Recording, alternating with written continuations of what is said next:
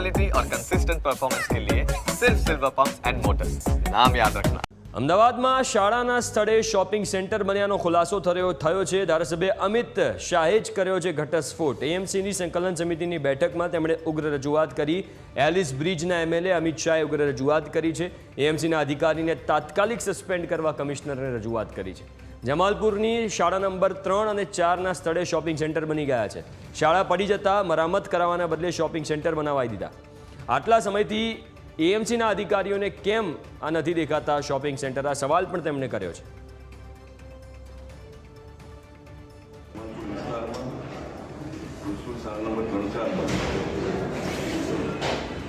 सारा पड़ी गया बाद रिपेयर થયા બાદ બાળકો આવ્યા નજીકમાં નવી સ્કૂલ મળી એટલે બાળકો બીજી જગ્યાએ ગયા। આ આખી સ્કૂલ તોડી તેની પર શોપિંગ સેન્ટર બનાવી દેવામાં આવ્યું છે। સ્કૂલ બોર્ડના શાસનાધિકારીને અત્યારે મિટિંગમાં પૂછતા કે સ્કૂલ બંધ છે એટલે કમિશનરને કહ્યું કે આને કાઢી મૂકવો જોઈએ, કારણ કે સ્કૂલ શાળાઓમાં શોપિંગ સેન્ટર બની ગયું હોય શાસનાધિકારીને ખબર ના હોય। લોકોની નાની નાની બાબતમાં લોકોના હોટલા અને ગેલેરી તોડતી અમદાવાદ મ્યુનિસિપલ કોર્પોરેશન પોતાની મિલકત ના સાચવી શકતી હોય તે બધા અધિકારીને કાઢી।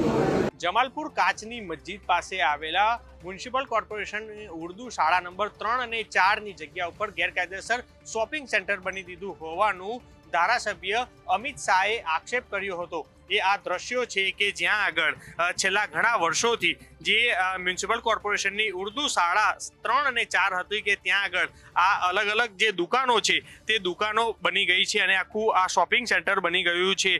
જે રજૂઆત ભાજપના શહેર પ્રમુખ અને એલિસ બ્રિજના ધારાસભ્ય અમિત શાહે સંકલન સમિતિમાં કરી હતી અને આ જગ્યાને લઈને જે એસ્ટેટ વિભાગના અધિકારી લગધીર દેસાઈને પૂછતા તેને કીધું કે સ્કૂલ છે તે બંધ હાલતમાં છે, પરંતુ આ સ્કૂલ નહીં પરંતુ અહીં તો તમામ દુકાનો છે તે બની ગઈ છે અને અહીં ભાડે દુકાનો પણ આપી દીધી છે અને જેના કારણે જ અમિત શાહ દ્વારા જે અધિકારીનો ઉધડો લઈ અને ત્યારબાદ તેને કહ્યું હતું કે જે આખું આ ગેરકાયદેસર બન્યું છતાં તમે કોઈ કાર્યવાહી નથી કરી। ત્યારે હવે આ જગ્યાનો વિવાદ છે તે વકર્યો છે।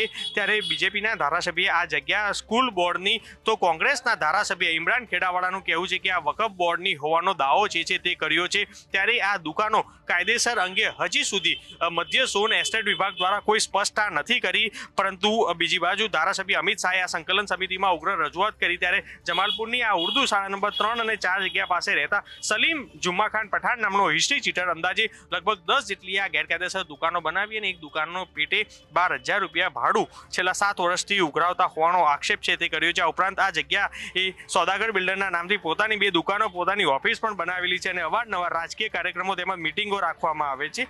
આ દુકાનોનું બાંધકામ જ્યારથી ચાલુ થયું ત્યારથી આજ સુધી મોહલ્લામાં કેટલાક જાગૃત નાગરિકોએ અસંખ્ય અરજીઓ કરી છે છતાં કોઈ કાર્યવાહી છે નથી કરી। ત્યારે હવે આ જમીનનો વિવાદ છે તે વકર્યો છે અને હજી સુધી કોઈ સ્પષ્ટતા નથી કરી। તેવામાં અનેક એવા દુકાનદારો છે કે જે પોતાની દુકાન છે હવે તે ખાલી કરી રહ્યા છે, એટલે ક્યાંક ને ક્યાંક આ આખી ગેરકાયદેસર જગ્યા ઉપર દુકાનો ઊભી કરી છે અને છતાં પણ મધ્ય ઝોનના એસ્ટેટ વિભાગના કોઈ પણ અધિકારીઓએ કોઈ કાર્યવાહી છે તે નથી કરી। ત્યારે હવે જોવાનું રહેશે કે આ વિવાદમાં આ જમીન છે તે કોના નામની છે, અહીં સ્કૂલ હતી તો છેલ્લા કેટલા સમયથી બંધ છે, તેને લઈને હવે કોર્પોરેશન દ્વારા કોઈ સ્પષ્ટતા કરવામાં આવે છે કે જે ધારાસભ્યો એક બીજા ધારાસભ્યો છે તે આક્ષેપ કરી રહ્યા છે તેની સ્પષ્ટતા શું હશે તે જોવું રહ્યું।